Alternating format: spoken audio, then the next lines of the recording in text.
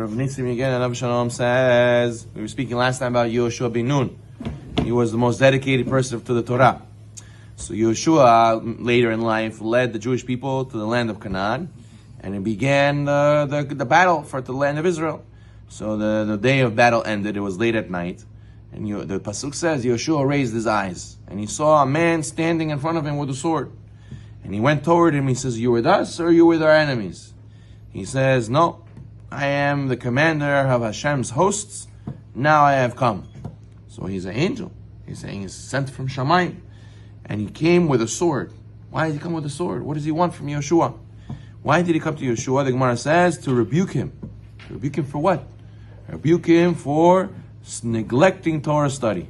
He says, at night, when the fighting stopped, he expected that all the soldiers in Yehoshua would study Torah. They have ability now to study Torah. You should study Torah. What did Yehoshua say? Yehoshua went that night into Emek, into the valley. What does it mean, Emek? Emek means the depths of halacha. He started learning very in depth. He took it very seriously, this rebuke. So the Brisker Rav says, Rav Shalom, when the angel came, Yehoshua and his men were learning. It's just they weren't learning in depth. That's difficult. But that's what Hashem wanted from them. Hashem expected them that they should be able to learn in depth still. So therefore they went and learned in depth. What do we see from here? Look how dedicated these people were. They just fought a war. You're probably exhausted. People play one basketball game, they can't move for 3-4 hours. So they came home from a huge war all day, and now they're expected to learn Torah and Yisho in depth. And Hashem sent the angel when he was telling them, you guys are not learning in depth enough. So therefore, you see how a person is supposed to be dedicated.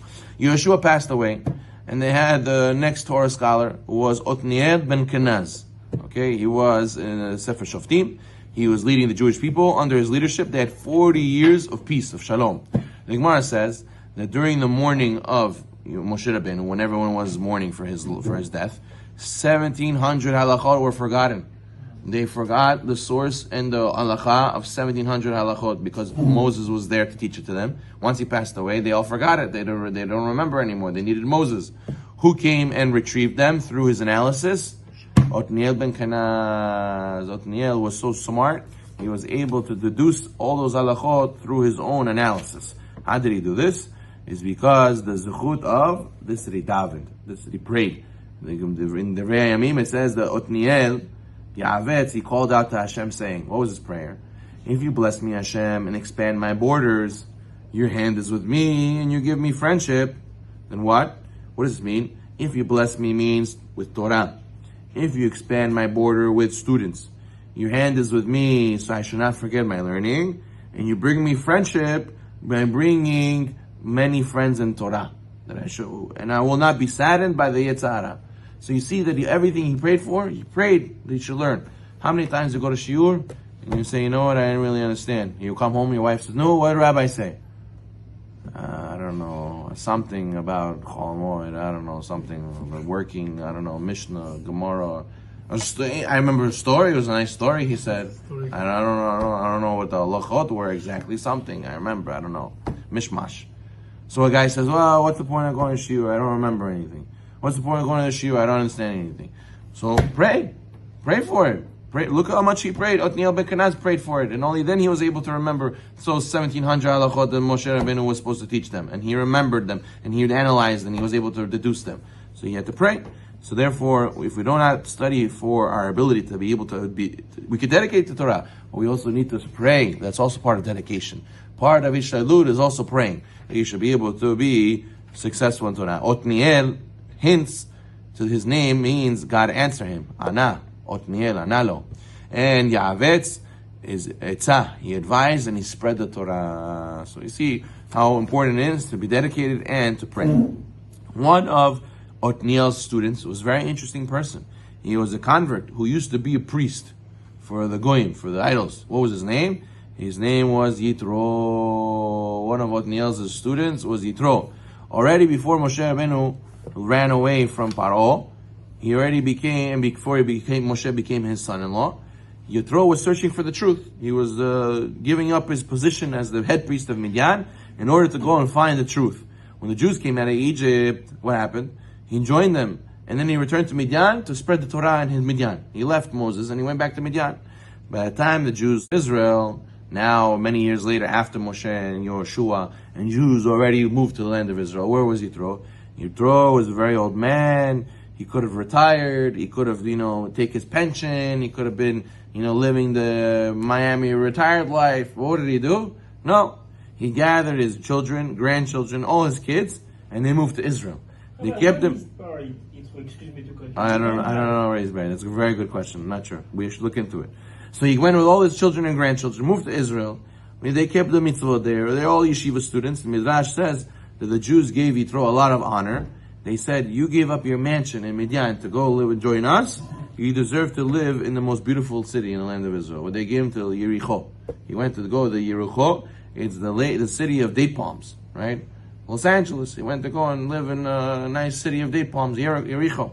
So what did he do? He said to them, no, I don't want to live there. He says, why? I didn't come here for fountains and palaces. I came here to learn Torah.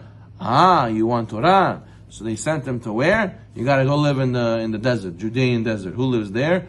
Otniel ben Kenaz. He teaches and learns Torah. So Yitro went to this whole family. So they schlepped all the way to the desert, leaving their good life. And there he found Otniel teaching. And what? And it says that the family of scribes who sat with the Avetz, gate people, listeners, seers, the pasuk hints that what? That everyone who was listening from the gate, at the beginning, they were just listening. They ended up becoming prophets. They ended up becoming seers. They ended up becoming great people. Why? Because of the sacrifice that they made. They went and schlepped all the way there. Imagine a guy, he leaves his work. He said, where are you going? He says, I'm going to Israel.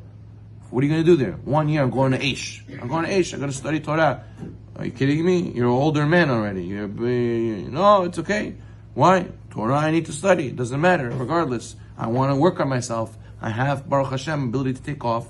Why not go and grow my skills, grow my emunah, grow my connection? When do I ever have this ability again? And he doesn't care. And he's like Yitro. He leaves in the middle of everything and he goes and studies Torah. Are you going to go and sit with in a cramped little Jerusalem with all these people running around you? Yeah, I'm going to go. That's what it takes. That's what I'm going to do. That's whatever the price is. And we'll end off with the famous story where there was the guy who came to the guru. And he said to the guru, I want to be successful in business. He said, you want to be successful in business? He said, yes. He was at the seminar. He said, tomorrow meet me at the beach. He said, meet you at the beach? He said, yeah. You want to be successful in business? Yeah. Okay, come. He comes with this nice suit. Comes to the beach, 5 a.m. He said, you want to be successful in business? He said, yeah. He said, go into the water. What does that have to do with anything with business? Hello, Sushmiya. You're the guru, I'm the guru. So you're the guru. So go in the water. He goes in the water till his thigh. He says, you want to be successful in business? He says, yeah, well, yeah, that's why I'm here. And I'm already soaking wet. I don't understand what to do with business. He says, go in more. More is to the shoulder. And he says, now what? What does it do with business? He says, you ready? He takes his head, shoves it into the water, and he's drowning him. And he says, wow, I'm such an idiot. I came with my suit. I believe this guy. He's going to kill me in the 5 a.m. at the beach. Nobody's going to see what he did to me. I'm an idiot, fool. He's fighting for his life. He pulls him out last second before he passes out, and he says, he breathed his last breath. He almost died. He breathed that like that, and he says, you saw how you breathed that last breath? When you want to be successful, like how you wanted to breathe that breath, then you'll be successful in business. Get out of here. And you let him go. But the point is that if you want to be successful in Torah, you want to be successful in praying, you want to be successful in your spirituality or anything in your life, it has to be that there's a really strong will. You really want it. You want to be devoted. Yitro had a strong will. He left whatever he had behind. I want it. I want to become close to Hashem, whatever it takes. A lot of people, they have a price. Every man has his price. No, but Rabbi, I'm going to have to schlep all the way to Bet Gavriel, and the parking, and the this. But I have to go all the way here. It's not a convenient time, and it's not this, and it's not that. They don't have sushi there. They don't have this. They don't have that. What? That's going to block you. If you really wanted it, you'll be able to overcome all those things, and you'll be able to connect to the Torah Kedusha. Baruch Amen.